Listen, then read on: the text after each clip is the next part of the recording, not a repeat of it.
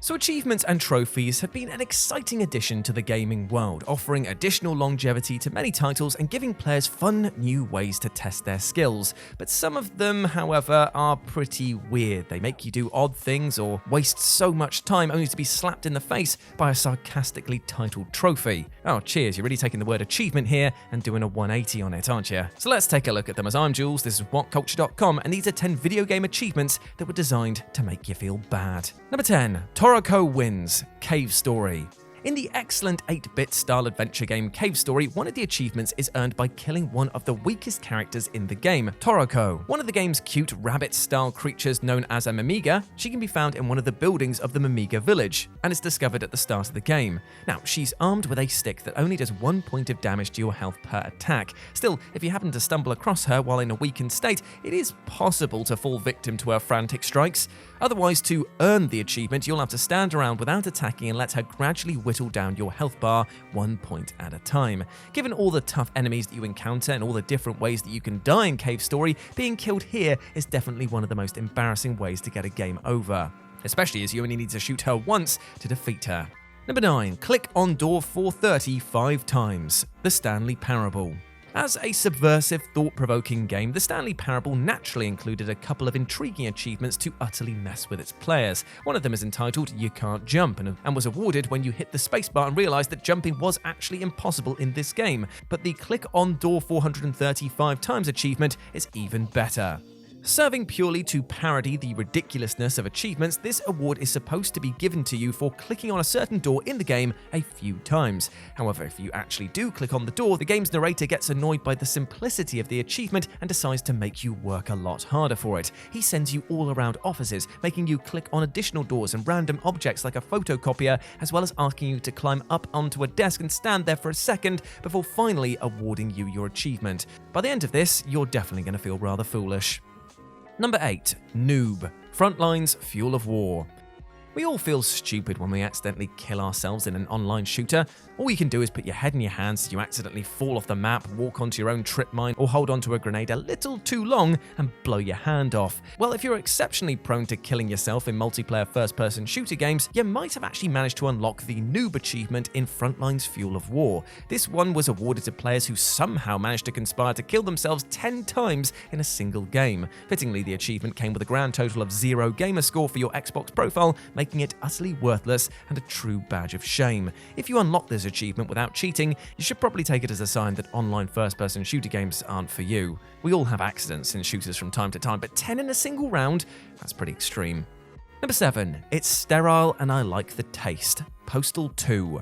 You can do some really daft things in Postal 2, from using stray cats as gun silencers to peeing on people until they puke.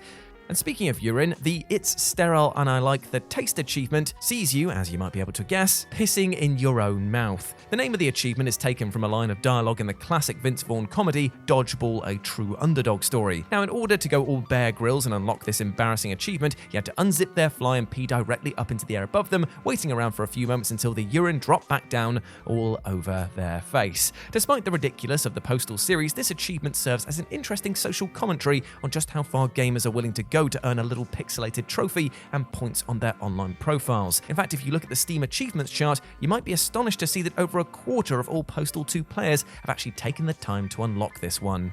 Number 6. I did it for the trophy. Yakuza 0.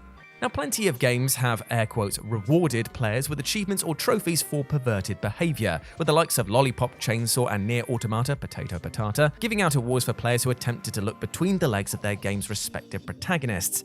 And Yakuza 0 continues this trend with the I did it for the trophy. A certain location in Yakuza 0's world allows either of the game's heroes to watch erotic videos. You have to complete various side quests and activities in order to unlock most of these videos, and there are quite a few to watch. The clips aren't exactly explicit, but they do show real women wearing skimpy lingerie and performing suggestive poses. You'll unlock the humorously named I Did It for the Trophy award by watching any of these videos to completion. At the end of the clip, the camera pans across to a box of tissues, and your protagonist of choice will sound a little relieved. Yeah, it's pretty embarrassing. Number 5. Don't Shoot the Water, Resident Evil 4. Now, players of Resident Evil 4 will of course remember Del Lago, the gigantic amphibian monster guarding the large lake that's just a ways away from the local village. Now, the lake sequence is one of the most memorable moments as Leon rides out in a little boat across the seemingly silent waters before encountering one of the biggest and baddest bosses in the game. Well, if you'd already played the game, you would actually know that this was coming, and so you might have been tempted to shoot at the lake in advance just to see what happened. If you did this while standing too close to the edge, however, the huge beast suddenly dives out of the water and gobbles you whole. New Resident Evil 4 players may have also just been playing around and shot at the water to test out the physics, inadvertently unlocking this humorous achievement. Either way, the achievement's text teaches us a rather valuable lesson, and that is, don't shoot the water. Number 4. Almost got it. Guitar Hero 3. Now, the Guitar Hero series may have faded away now, but was once huge when it first came out, spawning a whole bunch of sequels and spin-offs. All around the world, players just loved tapping away at the buttons on their plastic guitars and jamming along with classic rock tracks of the past. One of the most frustrating Guitar Hero experiences, however, was when you nearly managed to finish a song only to fall at the final hurdle. And the third main game in the series, Guitar Hero 3 Legends of Rock, actually included an achievement for this, just to rub a little salt into your wounds. The Almost Got It achievement is handed out to players who make it past the 90% point of any song, but still manage to fail before it finishes. The name of this achievement encourages you to keep going, but really it felt just frustrating to be given an award for messing up when you were so close to victory. Number 3. Our Little Secret. Prince of Persia, The Forgotten Sands.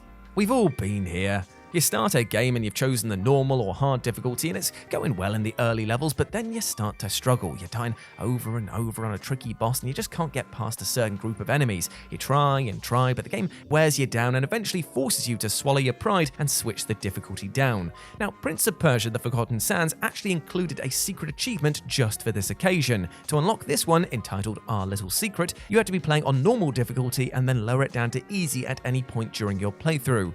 The amusing achievement text reads, "Don't worry, we won't tell if you don't," and many players may have felt a little embarrassed about lowering the difficulty, but you know what? It is always way better to finish a game in general than just to give up on normal or hard. Trust me on that one. Just enjoy the game. Number 2. View of the Valley, Asura's Wrath. I mean, come on, you knew this was going to be on this list. You look at some boobies and you get a trophy, you perv. And number 1, Welcome to 2047, Command & Conquer 3. Now, hardcore achievement hunting can be fun, but it also means doing a lot of dumb stuff to boost your score. And this achievement, found in the Xbox 360 release of Command & Conquer 3 Tiberium Wars, is the perfect example of that. Now, the game is set in the far-flung future of 2047, so the developers decided that it would be an amusing thing to have the players press the A button a whopping 2,047 times. Now, that might not seem so bad at first, but the button presses weren't cumulative over the course of your time with the game. No, you had to hit that button over 2,000 times during just one battle. Real-time strategy games involve a lot of clicking to move units around and build bases, but even the toughest fights in this game do not require that many button presses. Only the hardcore hunters got this one and probably ended up with blisters on their thumbs and a few questions about what they were doing with their lives afterwards. And there we go, my friends. Those were 10 video game achievements that were designed to make you feel bad. I hope that you enjoyed that. And please let me know what you thought about it down in the comments section below. As always, I've been Jules. You can go follow me over on Twitter at RetroJ0, or you can swing by Live and Let's Dice, where I do all of my streaming outside of work, and it'd be great to see you over there, my friends. But before I go, I just want to say one thing. In life, sometimes we will be dealt a rough hand, and it can lead to a lot of frustration and indeed some cases some embarrassment as we have to try again from the ground up.